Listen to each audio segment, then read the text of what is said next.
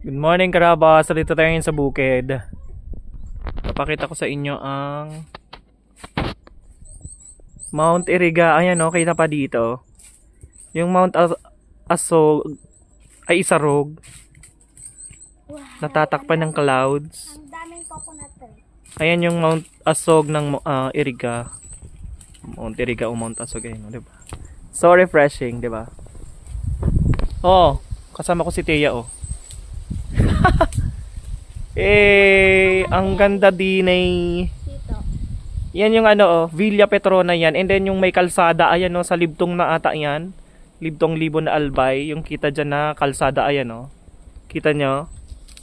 Diba? May mulberry. Yee. Dito. That's all for today.